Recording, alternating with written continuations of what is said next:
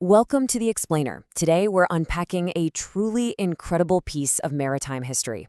So let's just dive right into it. We're looking at the legendary ngedragsjullen J10.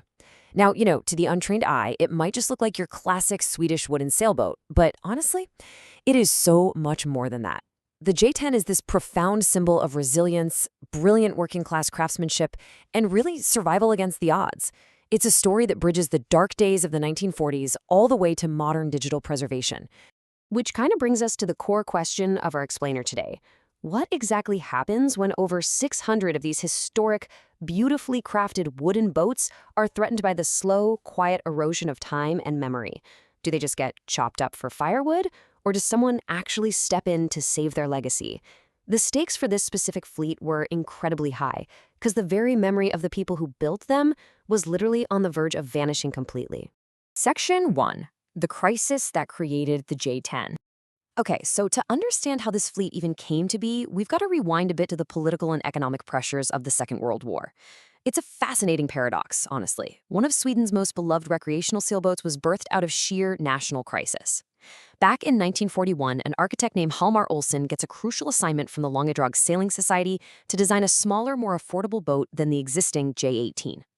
Fast forward to 1942, and the very first J10 is completed, initially just as a lottery boat for the Sailing Society.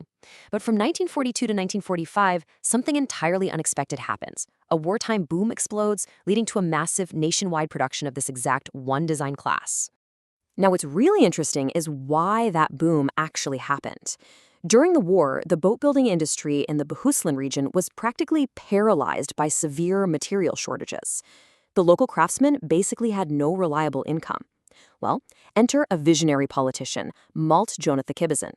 He stepped in and helped initiate the production of the J10 as a state-supported employment project. He saw a way to save the boat builders' livelihoods and preserve their invaluable knowledge.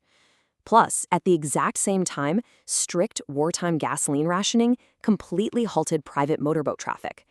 People still needed to travel to their island summer homes or transport goods, right? So that created an instant, ravenous demand for sailboats. Literally, out of an unemployment crisis and a fuel shortage, an absolute icon was born. Section 2. The Boat Builders in Bohuslän. Behind every single one of these hulls were legendary craftsmen working tirelessly to meet an explosive nationwide demand. But let's be real, it wasn't all glamorous. Listen to this quote from a boat builder named Knut. It so vividly contrasts the highly romanticized idea we have of sailing today with the harsh reality of the 1940s laborers. He said, "You have to toil until your tongue hangs out your mouth, and still, you don't even get salt for your porridge." They were getting paid around 1,225 Swedish krona per boat, and get this, that included the sails. Despite churning out boats on a pseudo-assembly line, the profit margins for the actual builders were razor thin. Middlemen in the cities were selling the boats for nearly double the price. It was grueling, underpaid work, but they were honestly just grateful to have jobs.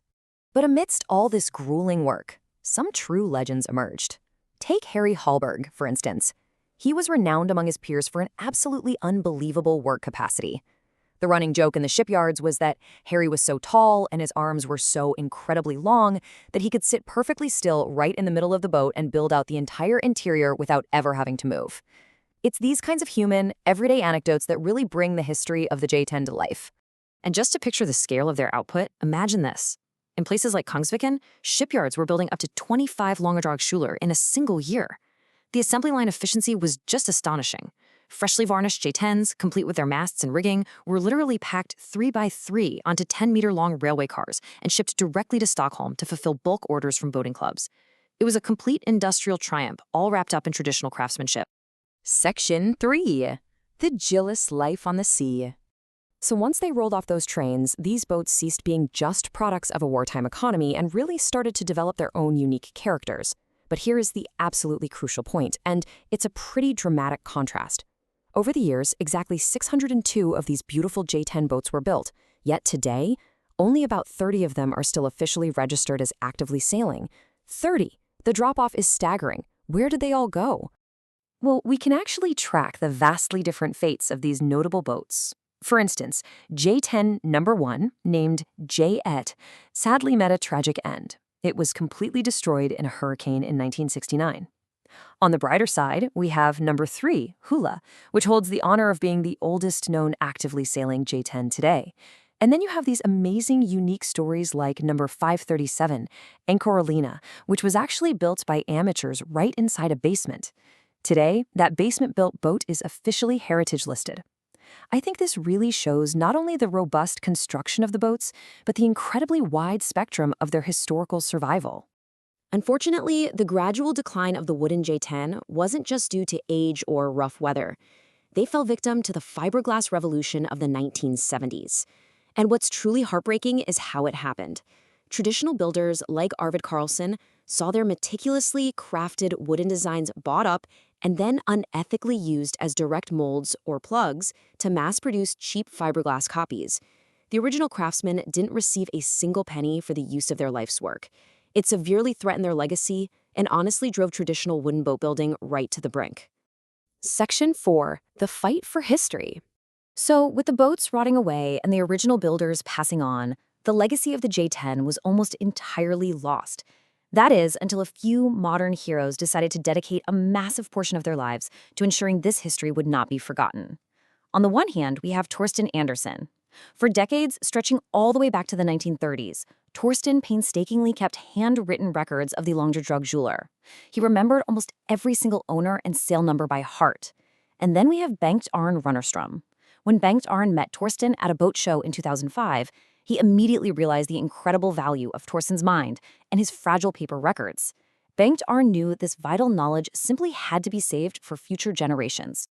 Okay, so how did they actually pull this off? Let's walk through Bengt Arne's monumental step-by-step effort. First up, they sat down and recorded all of Torsten's memories onto audio tapes. Next, Bengt Arne meticulously copied over the old, fragile handwritten register into 5 heavy binders. Then, starting in 2009, he sat down and began the grueling process of digitally typing out every single piece of data on his computer. Finally, the whole shebang culminated in the launch of the website julleregister.se. He literally transformed boxes of fading paper into a permanent digital archive that's accessible from anyone's living room. Just to put the sheer scale of this digital preservation into perspective, the archive successfully tracked down and documented a staggering total of 926 built ngedragsjullen. While there are several classes, the J10 makes up the vast, overwhelming majority of the fleet, with 602 documented builds. Because of this website, if you find an old sail number today, you can look up exactly which shipyard built it, who the very first owner was, and track its entire life story. So, what's the big takeaway from all of this?